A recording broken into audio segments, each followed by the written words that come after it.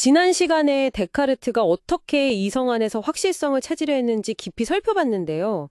오늘은 바로 그 동시대 인물이자 또 다른 거장이죠. 블레스 파스칼로 넘어가 보겠습니다. 근데 좀 놀라운 건 파스칼은 데카르트가 그토록 중요하게 여겼던 수학적 확실성마저도 상대적이라고 봤다는 점이에요. 네, 맞습니다. 그 지점이 아주 흥미로운데요. 파스칼도 데카르트처럼 수학, 과학 다 능통했지만 그 결이 상당히 달랐죠. 결이 다르다. 어떤 면에서요? 데카르트가 아주 체계적이고 방법론적인 소위 기하학의 정신을 추구했다면요. 파스칼은 좀 더 직관적이고 열정적이면서도 고뇌하는 그런 섬세의 정신을 보여줍니다. 아, 기하학의 정신과 섬세의 정신. 그 둘이 1647년에 만났을 때 좀 미묘한 긴장감이 있었다는 이야기도 있던데요. 네, 아마 그런 기질적 차이에서 오는 게 아니었을까 싶어요. 특히 진공실험 같은 걸 두고서도 약간 견해가 달랐거든요. 그렇군요. 파스칼이 수학적 확실성을 상대적이라고 본 이유가 뭘까요? 수학만큼 명료한 게 없다고 생각하기 쉬운데. 파스칼은 순수 수학의 그 명료함이 현실 세계, 특히 인간이나 사회처럼 복잡한 문제에 적용될 때는 오히려 위험할 수 있다고 봤어요. 위험할 수 있다고요? 네, 예를 들어 현대과학자들이 핵무기 개발 같은 데 참여하면서 겪는 고뇌와 비슷하다고 볼 수도 있겠죠. 수학적 계산은 완벽해도 그 결과가 현실에서 어떤 의미를 갖는지는 또 다른 차원의 문제니까요. 아, 그래서 데카르트와 달리 파스칼은 실험이나 관찰을 훨씬 더 중시했군요. 원리 자체도 실험으로 검증해야 한다고요? 정확합니다.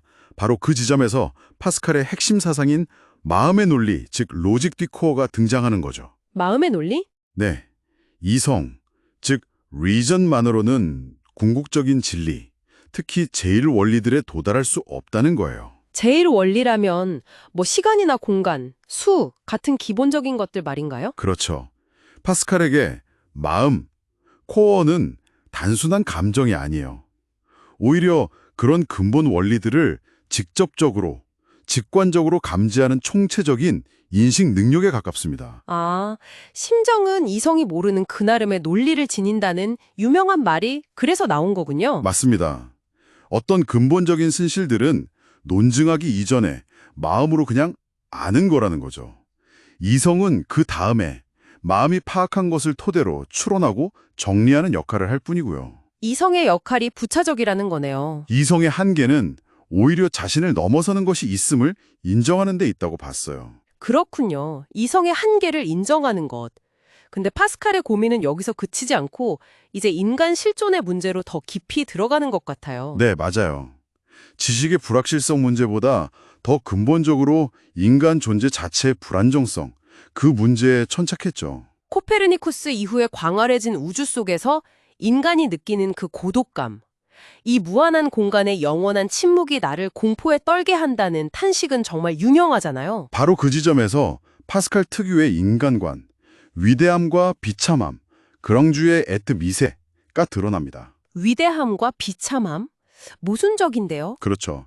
인간은 저 무한한 우주에 비하면 정말 티끌 같은 존재, 허무 그 자체지만 동시에 자신이 그런 허무한 존재임을 아는 유일한 존재라는 거예요. 아, 생각하는 갈대라는 비유가 딱 들어맞네요. 네, 갈대처럼 연약해서 쉽게 부러지지만 자신이 죽는다는 사실, 이 우주의 광대함 앞에서 자신의 비참함을 생각할 수 있기 때문에 위대하다는 거죠.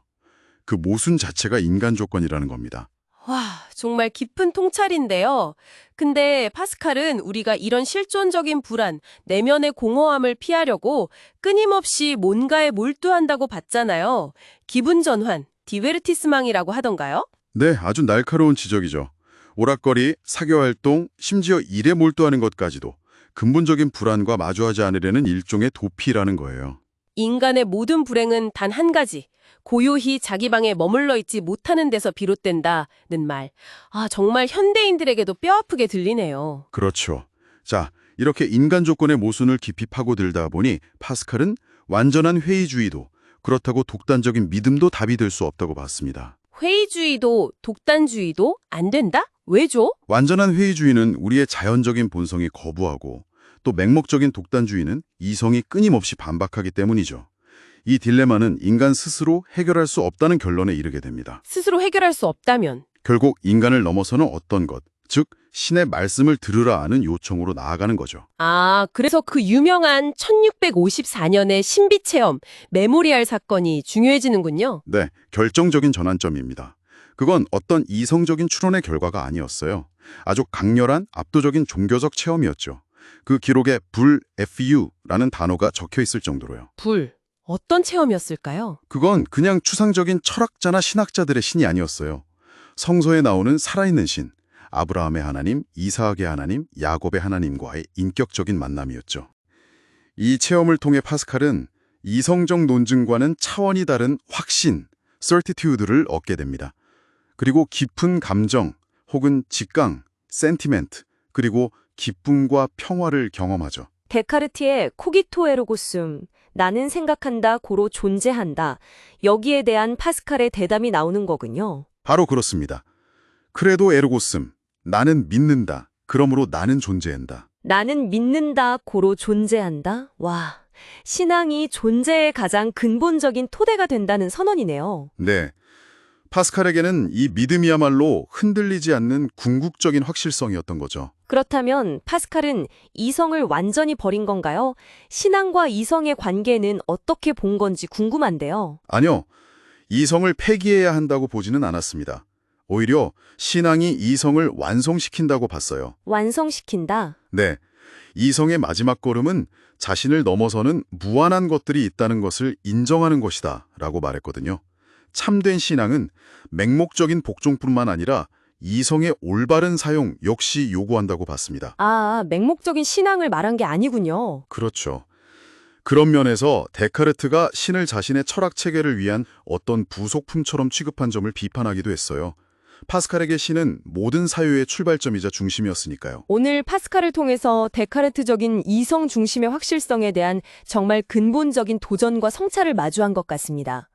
수학적 확실성마저 상대적일 수 있고 인간 실존의 깊은 불안 속에서 궁극적인 확실성은 마음으로 체험하는 신앙에서 온다는 그의 통찰을 확인했네요. 네, 그런데 여기서 한 걸음 더 들어가 볼 질문이 생깁니다. 파스칼이 강조한 이 마음의 논리라는 것이 자칫 잘못하면 너무 주관적이거나 비합리적인 방향으로 흐를 위험은 없을까요? 아, 그렇죠. 이성과의 관계 설정이 중요하겠네요. 맞습니다. 이성에 대한 그의 깊은 성찰이 의도와는 다르게 혹시 후대의 신앙과 이성의 분리를 더 심화시킨 측면은 없을지, 그리고 이 마음의 논리가 오늘날 우리의 신앙 여정에서 이성과 어떻게 건강하게 조화를 이룰 수 있을지 당신은 어떻게 생각하시는지요? 이 문제는 다음 탐구에서 좀 더 깊이 다뤄볼 필요가 있겠습니다.